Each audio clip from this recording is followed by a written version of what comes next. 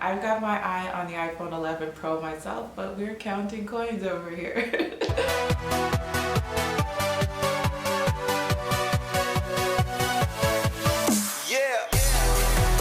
Hello, my name is Fiona Gomo, aka Turkey Supreme, your supreme source on all things tech, and today we are talking about the iPhone. So now we are about to be in Thanksgiving season, and after that very quickly is Black Friday and holiday shopping season. So I'm sure everyone is looking forward to seeing what electronics are on sale, and we are already starting to get a little bit of a taste of what prices are going to be like for different products. And I happen to have a handy dandy iPhone 10 on hand, and I thought it would just be interesting to chat a little bit about this device that kind of, ushered in a new era in iPhone in terms of design and functionality, but it was kind of quickly ushered out, but it's still around, and it's still actually a really interesting device to consider, especially when you're thinking about holiday shopping. Everyone knows that iPhones keep their value a lot longer than other smartphones on the market, so it's not uncommon for people to purchase much older iPhones as a new product and continue using it. So that's just thinking about what would you get someone for Christmas, or again, just even the holidays in general. It's a good time to take advantage of the deals that are around. Perhaps considering the iPhone 10 might be a good option, and we're going to chat about it.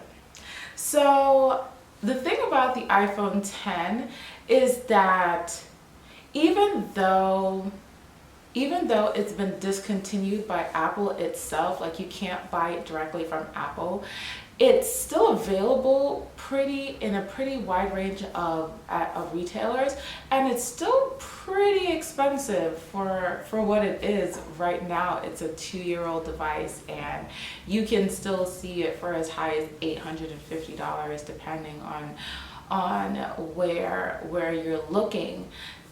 Obviously that's outside of a sale price or something like that. Currently, if you go on Apple's refurbished site, it's about $680 starting, and it goes, and the higher storage options are actually in the $800 range. And the thing about refurbished is that they revamp the entire device, so it is almost like new. It just happened to have had a previous owner, but they really do everything over and fix and replace as needed so that it can be as potentially new as possible. So especially when you get it from Apple, you're getting a pretty solid quality product. So from kind of that sense of getting it directly from Apple, you kind of understand why the prices are still high. And right now, like I said, I feel like because it is something that's discontinued, you may or may not see a price change in accordance with Black Friday or holiday shopping on the refurbished directly from Apple, but you would definitely see it in other retailers. Like on Amazon, you're starting to see prices decrease into the 400, 500 range a little bit, and there are even some carriers. You can still find the iPhone 10 at like Verizon or Sprint.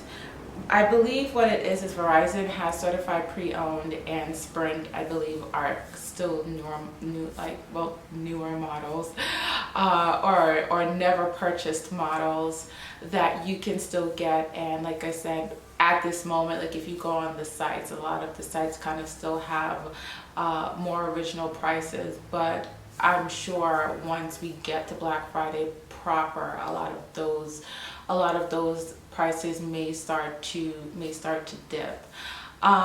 What's really interesting about the iPhone 10 is that at this point, and like I said, for a device that holds its value in terms of price very well.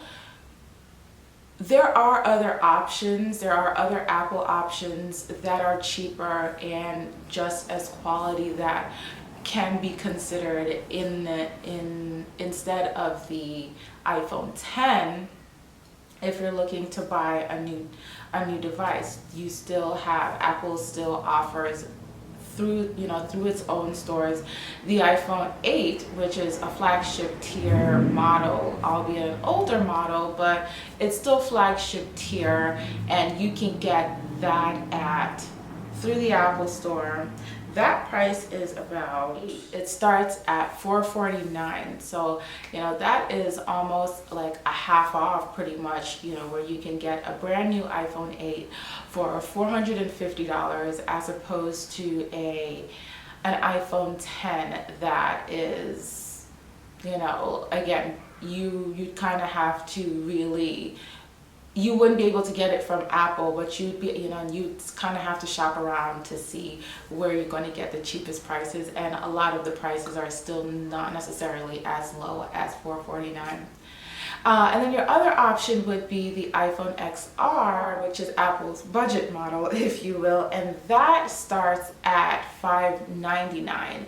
And again, still pretty decent, and in many cases, most likely still cheaper than the iPhone 10 still is at this part, and that device is only a year old.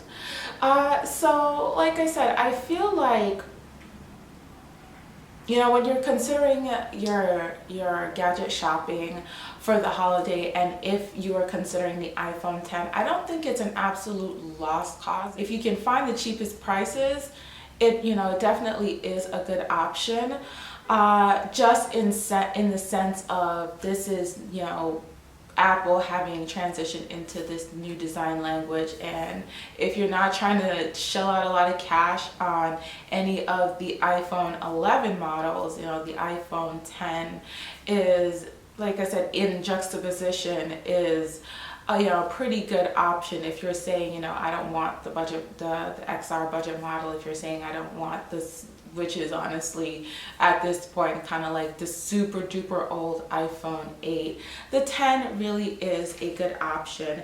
And you're gonna get with that device your premium flagship build, so that you can say you've got a top of the line iPhone, and that design kind of gives us a little bit of a iPhone 3G vibe, where it's a bit curvy, like I said. So I've reset this model, so we're not necessarily delving into the system and the software and things like that, but I mean, if you know iPhone, you know what it looks like inside. But we have hello. We've got, pretty sleek design, and keep your case around, because oh my.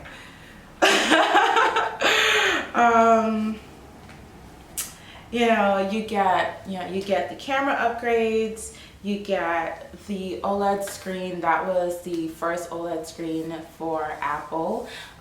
So that, again, even in that sense, you kind of get that boosted quality that is typically associated with Android, but on your iOS device. So even though it's just kind of like as your next generation high end, you kind of get to dip your toe in there, as opposed to starting with the super high priced iPhone 11 right now. And then other highlights, like I said, the camera, it's now there are so many devices that are really kind of like competing for cameras, but like obviously, Apple's always been top of the line in terms of cameras, so you're going to get that here. You're going to get, with the new, whatever is ported over from the new software, you update it and you should be fine. You have the introduction of Face ID on this, so as opposed to Touch ID, and that is, people still have their opinions about Face ID over Touch ID, but a lot of people are still pretty pleased with how Face ID works, and consider that it works a lot better than a lot of the other competition facial recognition. The only thing that people kind of had an issue with was how it works with Apple Pay. Like you kind of have to authenticate and then be able to make your purchase, whereas with Touch ID you're kind of able to do that simultaneously, authenticate and pay. So that's just kind of one downside. And then we also get on this device wireless charging, and I'm sure if you've been to a Starbucks, that's definitely a good option to have around. Those are just kind of some of the little highlights. I'm sure you've seen a million reviews on the iPhone 10, but just kind of like an overall, there are a lot of pluses and minuses, and I do think it has its space in the ecosystem still, even though it's not offered by Apple itself anymore. It's still pretty easy to get, and as I said, as we go through the